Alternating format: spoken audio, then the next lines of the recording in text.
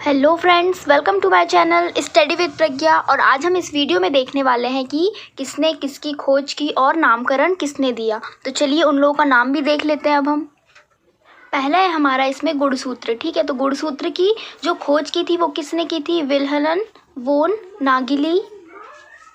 कब की थी ये खोज? तो 1842 में की थी। ठीक है, इसने तो खोज कर दिया, परंतु नामकरण किसने किया गुणसूत्र का?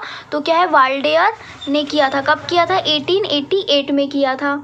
और यदि आप लोगों ने चैनल को सब्सक्राइब नहीं किया है तो प्लीज़ चैनल को सब्सक्राइब कर लीजिए, बेल आइकन को भी प्रेस कर दीजिए, नोटिफिकेशन ऑन करिए ताकि आपको मेरी सारी वीडियो मिल सके।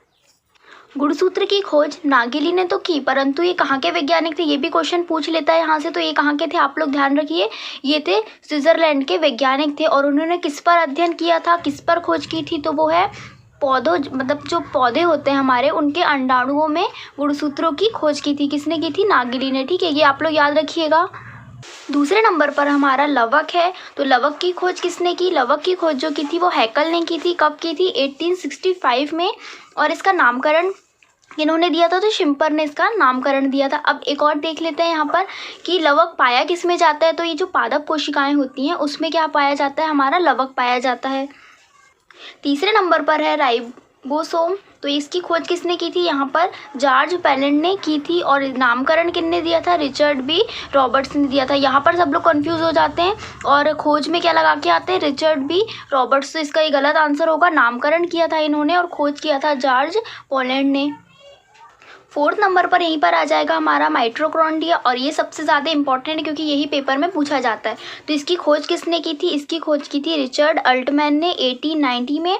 और इसका नामकरण दिया था कि इन्होंने कार्ल बेल्डा 1898 में। इसको सी बेल्डा भी कहते हैं। अब यहाँ पर एक और क्वेश्चन बनता है कि पावर हाउस किसे कहा जाता है। ठीक है, तो हमारे जो कोशिका है, कोशिका का जो पावर हाउस है वो किसे कहा जाता है? माइटोकॉन्ड्रिया को कहा जाता है। आप लोग ध्यान रखिए। और एक और बात है यहाँ पर कि कोशिका के जो अंदर है हमारा श्वसन और एटीपी का जो निर्माण है उसमें ये निर्माण करता है, जिससे कि क्या होता है? ऊर्जा मिलती है। ठीक है, तो दो चीज़ आप लोग ये ध्यान रख रही है। और ये जो पावर हाउस वाला है यहाँ पे लिख लीजिए, पावर हाउस किसको कहा जाता है? तो ये कहा जाता है माइटोकॉन्ड्रिया को। फिफ्थ नंबर पर है हमारा जीव द्रव्य। और ये क्या है, इसकी खोज किसने की थी? तो ये जुडार्डिन ने इसकी खोज की थी। और इसके नामकरण जो किया था वो पुरकिंजे ने किया था। ठीक है, अब कोशिका द्रव्य पाया कहाँ जाता है? तो कोशिका द्रव्य हमेशा कोशिका झिल्ली के अंदर पाया जाता है। ठीक है, ये बात भी आप लोग ध्यान रखिए। अब यहाँ से क्वेश्चन बनते हैं। पहला क्या है हम देख लेते हैं। अब चलिए, हमने जीव द्रव्य पढ़ लिया। अब हम पढ़ेंगे सबसे पहले कोशिका की खोज। अब कौन सी कोशिका है यहाँ पर? तो ये मृत कोशिका। ठीक है, यहाँ पर कंफ्यूज मत होना। मृत कोशिका की जो खोज की थी वो रॉबर्ट ने की थी। कब? 1665 में की थी। और जो जीवित कोशिका है उसकी खोज किन्होंने की थी? तो ल्यूवेनहॉक ने की थी, 1674 में की थी। ठीक है, तो ये दो क्वेश्चन है। अब यहाँ पर ऑप्शन में यदि मृत कोशिका है आपके पास तो आप लोग रॉबर्ट ही लगा के आएंगे, और जीवित कोशिका, ये दोनों में कंफ्यूजन हो जाता है, तो ल्यूवेनहॉक 1674। यहीं से एक और क्वेश्चन बन जाता है इसी के बाद कि कोशिका सिद्धांत का प्रतिपादन किस वैज्ञानिक ने किया था। पहले तो हमने देख लिया कोशिका, मृत और जीवित कोशिका। अब यहाँ पे सिद्धांत किसने किया? तो जो दो वैज्ञानिक है, स्वान ने कब किया था? 1938 में किया था। और स्लाइडेन ने कब किया था? 1939 में। ये क्वेश्चन भी बन जाते हैं, तो इनको भी आप लोग मेरे साथ साथ नोट डाउन करते चलिएगा।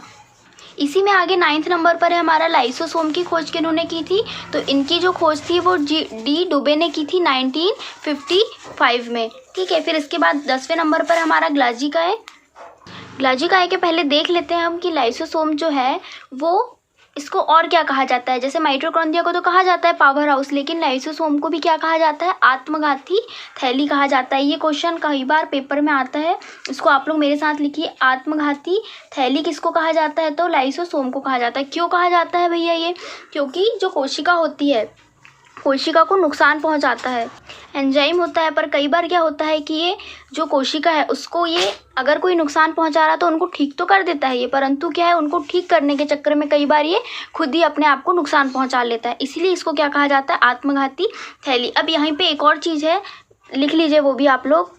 हमने यहाँ पर पढ़ा था राइबोसोम, इसको एक प्रोटीन फैक्ट्री कहा जाता है। ये भी लिख लीजिए कि प्रोटीन फैक्ट्री किसको कहा जाता है? तो प्रोटीन फैक्ट्री यहाँ पर कहा जाता है राइबोसोम को। ठीक है। और क्या करता है ये जो है जॉर्ज पोलैंड, इन्हीं को इसके लिए क्या मिला था, नोबेल पुरस्कार भी मिला था। ठीक है। और यहाँ पर एक और चीज़ है कि ये क्या करता है, कोशिका के लिए प्रोटीन बनाता है। ठीक है, इसलिए इसको क्या कहा जाता है, प्रोटीन फैक्ट्री। 3 चीज़ यहाँ पर हो गई। ये हमारा राइबोसोम जो है प्रोटीन फैक्ट्री कहा जाता है। फिर इसके बाद मैंने बता दिया था कि माइटोकॉन्ड्रिया पावर हाउस कहलाता है। और यहीं पर हमारा लाइसोसोम जो है वो आत्मघाती थैली कहलाता है। तीन ये चीज़ें आप लोग ध्यान रखिएगा। इसके बाद हम आ जाते हैं ग्लाजी गाय में, जो 10वें नंबर पर है। और इसकी खोज किसने की थी, कैमिले ग्लाजी ने की थी। कब की थी, 1897 में की थी। अब 11वें नंबर पर देखते हैं कि केंद्रक की खोज किन्होंने की थी, तो रॉबर्ट ब्राउन ने की थी, 1831 में की थी। और जो कवक है उसकी खोज किन्होंने की थी, प्लांटर ने की थी 1753 में। और इसका जो अध्ययन कहलाता है कवक क्या, वो क्या कहलाता है, माइक्रोलॉजी कहलाता है। ठीक है, तो ये भी आप लोग ध्यान रखिएगा।